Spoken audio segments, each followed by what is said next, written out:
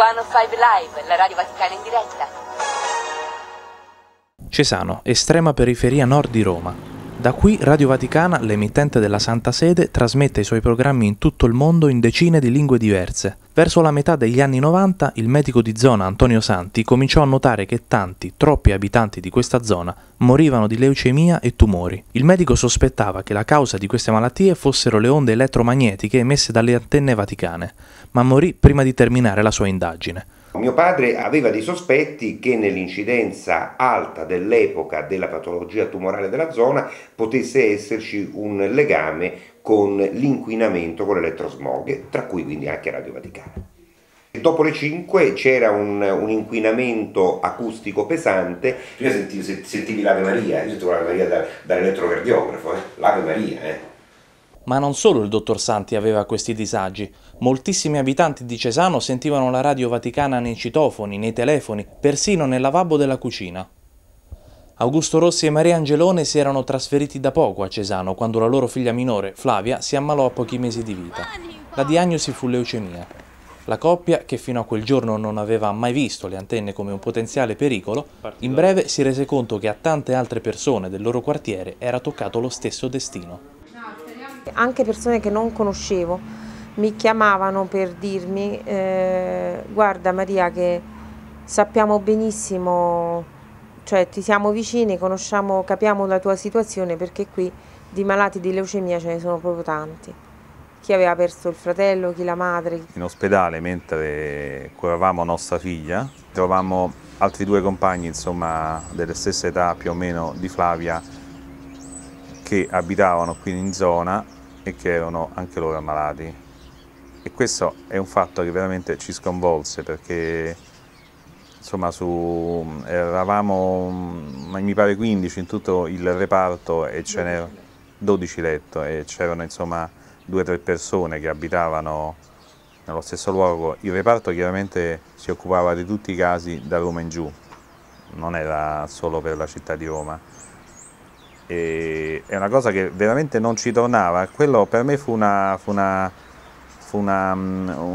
molla che scattò e dico no, questa è la prova che non può essere un caso, insomma. Dopo il ricovero della figlia Flavia, Augusto Rossi si mise in cerca di altre persone del quartiere che si fossero ammalate della stessa patologia. Mise un annuncio dal panettiere sotto casa. In poche settimane arrivarono decine di cartelle cliniche. Le stesse malattie si ripetevano costantemente, soprattutto la leucemia.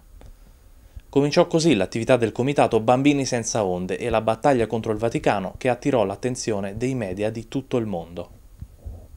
In quello stesso periodo uno studio epidemiologico dell'azienda sanitaria pubblica della regione Lazio rilevò che l'incidenza delle leucemie infantili a Cesano era superiore rispetto alla città di Roma.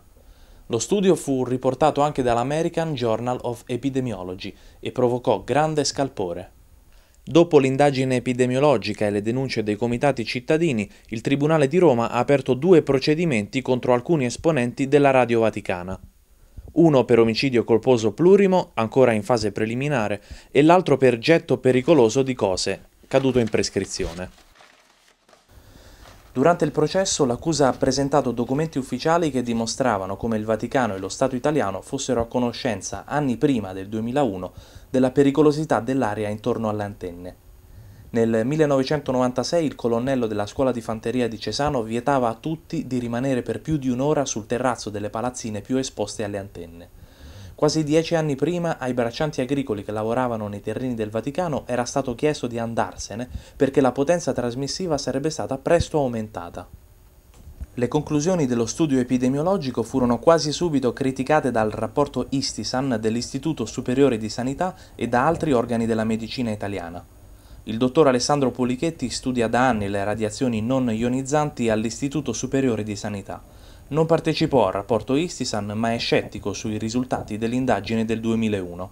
In un raggio di 6 km attorno a Radio Vaticana si aspettavano, in 13 anni di osservazione, 4 casi di leucemia infantile, se ne sono osservati 8 Ora questo dà un'idea anche del bassi numeri in gioco. Quello che è stato utilizzato come indice di esposizione è la distanza da un centro dell'impianto di Radio Vaticana. Questo uso della distanza non va molto bene per questo tipo di esposizioni, soprattutto nel caso di Radio Vaticana in cui il sistema espositivo è molto complesso. Noi abbiamo antenne di vario tipo che sono addirittura mobili, che poi emettono in orari diversi della giornata. Il direttore generale di Radio Vaticana, padre Federico Lombardi, non ha voluto rilasciarci dichiarazioni. Sul sito internet della radio comunque un'intera sezione è dedicata alla vicenda di Cesano. La radio spiega di non aver mai superato i limiti di legge per le emissioni elettromagnetiche e accusa i media di avere male interpretato i risultati dello studio epidemiologico della ASP Lazio. La scienza non è mai riuscita a dimostrare che le onde elettromagnetiche provochino sull'uomo gravi malattie come la leucemia. Il mondo accademico è ancora molto diviso su questo tema. Noi adesso al momento non abbiamo indicazioni che ci siano questi tipi di effetti. Il professor Settimio Grimaldi è un ricercatore del Consiglio Nazionale Ricerche. E non c'è bisogno di veder morire gli uomini per capire quanto una cosa possa essere pericolosa.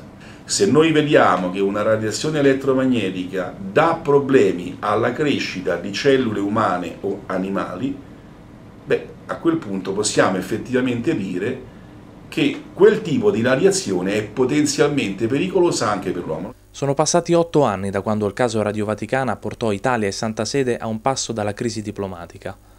Oggi Flavia è guarita e le emissioni sono molto più basse di allora, anche se qualche volta di sera si continua a sentire l'Ave Maria da citofoni e impianti wifi. L'interesse della gente e dei media per questa vicenda è molto scemato, anche se chi vive a pochi passi dalle antenne continua ad essere molto preoccupato. I cesanesi comunque restano rassegnati come erano rassegnati 10 anni fa e 20 anni fa. Finché le antenne staranno là, per noi non sarà mai tutto a posto. Laudetur Jesus Christus.